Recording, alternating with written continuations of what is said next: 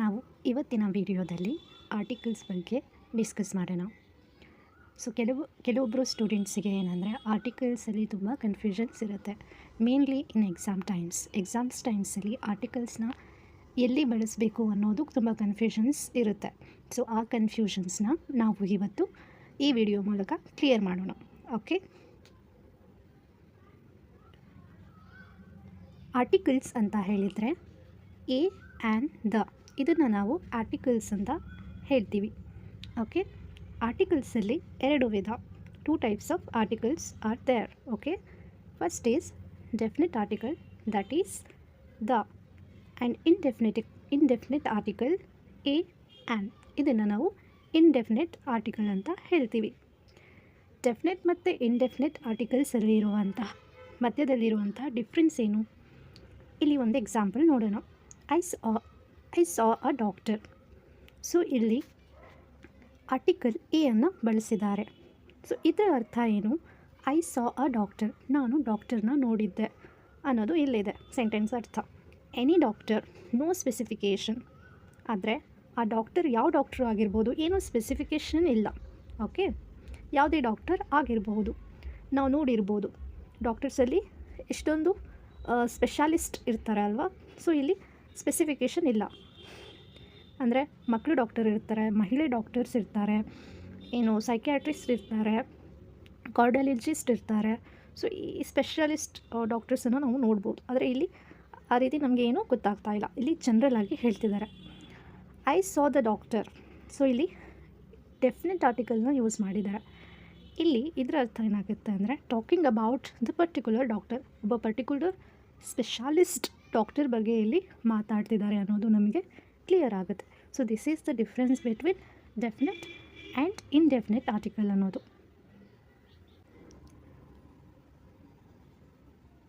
ನಾವಿವಾಗ the definite article, okay, ಏನದು ಅದನ್ನು ಅರ್ಥ ಮಾಡ್ಕೊಳ್ಳೋಣ. It is used when we talk about particular person or things. ಯಾವ ಪರ್ಟಿಕ್ಯುಲರ್ ಪರ್ಸನ್ ಅಥವಾ ಥಿಂಗ್ಸ್ ಬಗ್ಗೆ ನಾವು ಮಾತಾಡ್ತಿರ್ಬೇಕಾದ್ರೆ ಆರ್ಟಿಕಲ್ ದ ಯೂಸ್ ಮಾಡ್ತೀವಿ. ಅದೇನು ಡೆಫಿನೆಟ್ ಆರ್ಟಿಕಲ್ನ ಯೂಸ್ ಮಾಡ್ತೀವಿ. For example, I have read the book. Okay, ಇಲ್ಲಿ ಒಂದು ಪರ್ಟಿಕ್ಯುಲರ್ ಬುಕ್ ಬಗ್ಗೆ ಮಾತಾಡ್ತಿದ್ದಾರೆ. ಓಕೆ, ಸೊ ಒಂದು ಸ್ಟೋರಿ ಬುಕ್ ಆಗಿರ್ಬೋದು, ಅಥವಾ ನಿಮ್ಮ ಫ್ರೆಂಡ್ಸ್ ನಿಮಗೆ ಆ ಬುಕ್ಕನ್ನು ಕೊಟ್ಟಿರ್ಬೋದು. ಆ ಬುಕ್ಕನ್ನು ನೀವು ಓದಿರ್ತೀರ. ಸೊ ಆ ಬುಕ್ನ ಓದಿದ್ದಾಗ ನೀವೇನು ಹೇಳ್ತೀರಾ? I have read the book. So ನೀವು ಒಂದು ಪರ್ಟಿಕ್ಯುಲರ್ ಬುಕ್ ಬಗ್ಗೆ ಮಾತಾಡ್ತಿದ್ದೀರಾ ಅಂತ. ಓಕೆ, ಅರ್ಥ ಆಯಿತಾ? ಸೊ ಇಲ್ಲಿ ರೂಲ್ಸ್ ಏನೇನಿದೆ, ಯಾವಾಗ ಡೆಫಿನೆಟ್ ಆರ್ಟಿಕಲ್ಸ್ನ ನಾವು ಯೂಸ್ ಮಾಡಬೇಕು ಅನ್ನೋದು. ನಾವು ರಿವರ್ಸ್ ಬಗ್ಗೆ ಮಾತಾಡ್ತಿರ್ಬೇಕಾದ್ರೆ, ಓಕೆ, ಆವಾಗ ಆರ್ಟಿಕಲ್ ದ ಯೂಸ್ ಮಾಡಲೇಬೇಕು. Okay, the Ganga river. Okay, ಆವಾಗ ದ ಅನ್ನೋದು ಯೂಸ್ ಮಾಡ್ತೀವಿ. ಹೋಲಿ ಬುಕ್ಸ್, ಪವಿತ್ರ ಗ್ರಂಥಗಳಿರುತ್ತೆ ಅಲ್ವಾ, ಆವಾಗ ಆ ಬುಕ್ಸ್ ಹೇಳಬೇಕಾದ್ರೆ, ನೇಮ್ಸ್ ಹೇಳಬೇಕಾದ್ರೆ ಅದ್ರ before that we use the. Okay, the Bible, the Quran, the Bhagavad Gita. So ಈ ರೀತಿ ನಾವು ದನ ಯೂಸ್ ಮಾಡ್ತೀವಿ. ನೆಕ್ಸ್ಟ್ ಏನು ಅಂದರೆ ನ್ಯೂಸ್ ಪೇಪರ್ಸ್ ಹೇಳಬೇಕಾದ್ರೆ, ನಾವು ನ್ಯೂಸ್ ಪೇಪರ್ ನೇಮ್ಸ್ ಹೇಳಬೇಕಾದ್ರೂ ಸಹ ನಾವು ದನ ಯೂಸ್ ಮಾಡ್ತೀವಿ. For example, the Indian news, the Indian express, the Hindu news paper, ಈ ರೀತಿ. ಮತ್ತು ನಾವು ವೆಲ್ ನೋನ್ ಬಿಲ್ಡಿಂಗ್ಸ್ ಬಗ್ಗೆ ಹೇಳಬೇಕಾದ್ರೆ, ತುಂಬ ಫೇಮಸ್ ಬಿಲ್ಡಿಂಗ್ಸ್ ಬಗ್ಗೆ ಮಾತಾಡಬೇಕಾದ್ರೆ ನಾವು ದನ ಯೂಸ್ ಮಾಡ್ತೀವಿ. ಬೇಸಿಕಲಿ ಫೇಮಸ್ ಬಿಲ್ಡಿಂಗ್ಸ್ ಆಗಿರ್ಬೋದು, ವೆಲ್ ನೋನ್ ಬಿಲ್ಡಿಂಗ್ಸ್ ಆಗಿರ್ಬೋದು, ಇದೆಲ್ಲ ಮಾನ್ಯುಮೆಂಟ್ಸ್ ಆಗಿರುತ್ತೆ. ಓಕೆ, ದ ತಾಜ್ ಮಹಲ್ ಅಂತ ಹೇಳ್ತೀವಿ ಅಲ್ವಾ. ಓಕೆ, ಅವಾಗಿರ್ಬೋದು ದ ಬುರ್ಜ್ ಖಲೀಫಾ. ಸೊ ಆವಾಗ ಅಂಥದ್ದನ್ನು ಹೇಳಬೇಕಾದ್ರೆ ನಾವು ಆರ್ಟಿಕಲ್ ದನ ಯೂಸ್ ಮಾಡ್ತೀವಿ. Next, universal things. Okay, universal ಅಂದರೆ ಫಾರ್ ಎಕ್ಸಾಂಪಲ್ ಅದನ್ನು ನಾವು ಮತ್ತೆ ಡೂಪ್ಲಿಕೇಟ್ ಕ್ರಿಯೇಟ್ ಮಾಡೋಕ್ಕಾಗಲ್ಲ. It exist only. Okay, for example sun. Okay, the sun ಅಂತ ಹೇಳ್ತೀವಿ. And the moon, the universe ಅಂತ ಹೇಳ್ತೀವಿ. ದ ಅರ್ತ್, ನಾವು ಬೇರೆ ಕಡೆ ಎಲ್ಲಾದರೂ ಅರ್ಥನ ನೋಡೋದಕ್ಕೆ ಸಾಧ್ಯ ಇದೆಯಾ? ಇಲ್ಲ ತಾನೇ, ಅರ್ತ್ ಒಂದೇ ಇದೆ. ಸೊ ಅದನ್ನು ದ ಅರ್ತ್ ಅಂತ ಹೇಳ್ತೀವಿ. ದ ಆರ್ಡಿನಲ್ ನಂಬರ್ಸ್, ಆರ್ಡಿನಲ್ ನಂಬರ್ಸ್ನ ಯೂಸ್ ಮಾಡ್ತೀವಲ್ಲ, so before that we use the. Okay, the first, the second, the third, the fourth, ಈ ರೀತಿ ಹೇಳ್ತೀವಲ್ವ, he is the first who written the test. Okay, ಆ ರೀತಿ ಹೇಳ್ಬೋದು.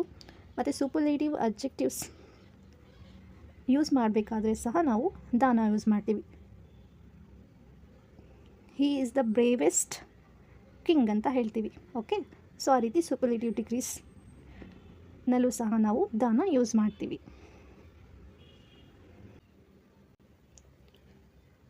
Next indefinite article, that is A an. ಇದನ್ನು ನಾವು indefinite article ಅಂತ ಹೇಳ್ತೀವಿ. ಸೊ ಏನ ನಾವು ಕಾನ್ಸನೆಂಟ್ ಸೌಂಡ್ಸ್, ಯಾವಾಗ ಕಾನ್ಸನೆಂಟ್ ಸೌಂಡ್ಸನ್ನ ನಾವು ಯೂಸ್ ಮಾಡ್ತೀವಿ ಆವಾಗ ಏನ ಯೂಸ್ ಮಾಡ್ತೀವಿ? Before the consonant sounds, a book, a pen, ಈ ರೀತಿ ಹೇಳ್ತೀವಿ. ಸೊ ಎ ಅನ್ನೋದು ಒಂದು ಸಿಂಗ್ಯುಲರ್ ಮೀನಿಂಗ್ ಸಹ ಕೊಡುತ್ತೆ. Okay, it's give a singular meaning. A means one. Okay, a book, a pen. Okay, ಈ ರೀತಿ ಹೇಳ್ಬೋದು. And it is used with countable nouns. ಅರ್ಥ ಆಯಿತಾ? ನೆಕ್ಸ್ಟ್ ಆ್ಯನ್ನ ಯಾವಾಗ ಯೂಸ್ ಮಾಡ್ತೀವಿ ಅಂದರೆ vowel sounds, that is A, E, I, O, U. So ಏನು ಈ ವರ್ಡ್ಸ್, ಏನು ಈ ಲೆಟರ್ಸಿಂದ ಸ್ಟಾರ್ಟ್ ಆಗುವಂತಹ ಸೌಂಡ್ಸ್. ಓಕೆ, ಆ ವರ್ಡ್ಸ್ ಹೇಳಬೇಕಾದ್ರೆ ಆ್ಯನ್ನ ಯೂಸ್ ಮಾಡ್ತೀವಿ. ಬಟ್ ನಿಮ್ಗೆ ಗೊತ್ತಿದೆ ಕೆಲವೊಂದು ಇಂಗ್ಲೀಷ್ನಲ್ಲಿ ಸೈಲೆಂಟ್ ಲೆಟರ್ಸು ಇದೆ. ಫಾರ್ ಎಕ್ಸಾಂಪಲ್ ಇಲ್ಲಿ ನೋಡ್ಬೋದು ಹೆಚ್. ಈ 3 ವರ್ಡಲ್ಲಿ ಹೆಚ್ ಅನ್ನೋದು ಸೈಲೆಂಟ್ ಇದೆ. ಸೊ ಅದಕ್ಕೋಸ್ಕರ ನಾವು ಇಲ್ಲಿ ಆ್ಯನ್ನ ಯೂಸ್ ಮಾಡ್ತೀವಿ. An hotel, okay, an honest, an hour. So ಇಲ್ಲಿ ನಾವು ಆ್ಯನ್ನ ಯೂಸ್ ಮಾಡ್ತೀವಿ. ಅರ್ಥ ಆಯಿತಾ? ಓಕೆ, ಇಲ್ಲಿ ನೀವು ಕನ್ಫ್ಯೂಸ್ ಆಗ್ಬೋದು, ಇಲ್ಲಿ ವಾವೆಲ್ ಸೌಂಡ್ ಥರ ಇದೆ, ವಾವೆಲ್ಸ್ ಲೆಟರ್ಸ್ ಇದೆಯಲ್ಲ ಅಂತ ನೀವು ಅಂದ್ಕೊಂಡಿರ್ಬೋದು. ಆದರೆ ನಾನು ಹೇಳಿರೋದು, ನಾವು ಈ ವರ್ಡ್ಸ್ ಯಾವ ಸೌಂಡ್ ಪ್ರೊಡ್ಯೂಸ್ ಮಾಡುತ್ತೆ ಅದು ಇಂಪಾರ್ಟೆಂಟ್ ಆಗಿರುತ್ತೆ. ಲೆಟರ್ಸ್ ಅಲ್ಲ, ಇಲ್ಲಿ ಅದು ಯಾವ ಸೌಂಡನ್ನು ಪ್ರೊಡ್ಯೂಸ್ ಮಾಡುತ್ತೆ ಅದು ಇಂಪಾರ್ಟೆಂಟ್ ಇರುತ್ತೆ. ಸೊ ಇಲ್ಲಿ ಲೆಟರ್ಸ್ ವಾವೆಲ್ಸ್ ಲೆಟರ್ಸ್ ಥರ ಇರಬಹುದು, ಆದರೆ ಸೌಂಡ್ ಇದು ಕಾನ್ಸನೆಂಟ್ ಸೌಂಡ್ಸನ್ನು ಪ್ರೊಡ್ಯೂಸ್ ಮಾಡುತ್ತೆ. ಸೊ ಅದಕ್ಕಾಗಿ ನಾವು ಏನ ಯೂಸ್ ಮಾಡ್ತೀವಿ? A university, a union, a European, a useful. And next ಇಲ್ಲಿ ಇನ್ನೊಂದು ಕನ್ಫ್ಯೂಷನ್ಸ್ ಇರುತ್ತೆ. ಓಕೆ,